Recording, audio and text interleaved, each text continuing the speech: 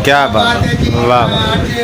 ਈਦ ਦਾ ਤੀਜਾ ਦਿਨ ਹੈ ਤੇ ਸਾਡੇ ਲਈ ਅੱਜ ਇਹ ਮਾਨ ਸਨਮਾਨ ਦਾ ਦਿਨ ਹੈ ਤੇ ਬੜੇ ਖੁਸ਼ੀ ਦੀ ਗੱਲ ਹੈ ਕਿ ਈਦ ਦੀਆਂ ਖੁਸ਼ੀਆਂ ਜਿਹੜੀਆਂ ਨੇ ਸਾਡੇ ਤੋਂ ਬੇਹੱਦ ਸੋਹਣੀ ਹੋ ਗਈ। ਇਸ ਵਾਸਤੇ ਕਿ ਅੱਜ ਸਾਡੇ ਗੋਜਰੇ ਤੋਂ ਜਿਹੜੇ ਬਜ਼ੁਰਗ ਸ਼ਾਇਰ ਨੇ ਫਰੂਕ ਆਬਦ ਸਾਹਿਬ, ਬਾਬਾ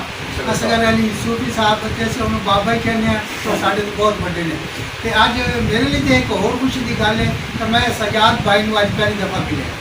ਤੇ ਉਹਦੇ ਨਾਲ ਹਾਜੀ ਬਸ਼ੀਰ ਨਦੀਮ ਸਾਹਿਬ ਨੇ ਤੇ ਸਾਡੇ ਬਜ਼ੁਰਗ ਵੀ ਸਾਡੇ ਨਾਲ ਮੌਜੂਦ ਨੇ, ਜ਼ੁਲਕਾਰ ਸਾਹਿਬ ਵੀ। ਤੇ ਅੱਜ ਮੈਨੂੰ ਵੀ ਇਹਨਾਂ ਮੇਰੇ ਮੌਕਾ ਦੇ ਛੱਡਿਆ ਤੇ ਮੈਂ ਜਿਵੇਂ ਹਸਬੇ ਸਾਬਕ ਮੁਸ਼ਾਇਰੇ ਹੁੰਦੇ ਨੇ ਤੇ ਉਹਦੇ ਵਿੱਚ ਅਸੀਂ ਜਿਨ੍ਹਾਂ ਦੇ ਲੜ ਲੱਗੇ ਆ, ਜੰਨਤ ਵੀ ਉਹਨਾਂ ਦੀ ਤੇ ਦੁਨੀਆ ਵੀ ਉਹਨਾਂ ਦੀ बेशक ਗੱਲ ਕਰਾਂਗੇ ਮੈਂ ਅੱਜ ਸੈਦਾਂ ਦੀ, ਕਿਉਂਕਿ ਜਿਹੜੇ ਸਾਡੇ ਲੋਕਲ ਸ਼ਾਇਰ ਨੇ ਜਦੋਂ ਵੀ ਕੋਈ ਮੁਸ਼ਾਇਰਾ ਹੁੰਦਾ ਕੋਈ ਗੱਲ ਹੁੰਦੀ ਤੇ ਗੱਲ ਸੈਦਾਂ ਤੋਂ ਬੋਲਦੇ ਤੇ मैं भी एक मनकबत लिखी है जो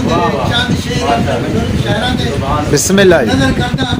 कि शेर है कि सईदा बिना मैनू वाह कोई नहीं, आहा सईदा बिना मैनू वाह कोई नहीं, हक दी होर राह कोई नहीं, अज ताई पई करे मातम दुनिया, हाँ अज ताई पई करे मातम दुनिया, शबीर जिया लुटिया शाह कोई नहीं, ते जेड़े बह गए दर सईदां वाह जेड़े बह गए दर सईदां दे दोज़ख दी उन्हां नूं परवाह नहीं। वाह वाह ते बुग़्ज रखे तू एले बैत नाल, बुग़्ज रखे तू एले बैत नाल, इस तो बड़ा होर गुनाह कोई नहीं, ते शहादत हुसैन दा करबला दे विच, शहादत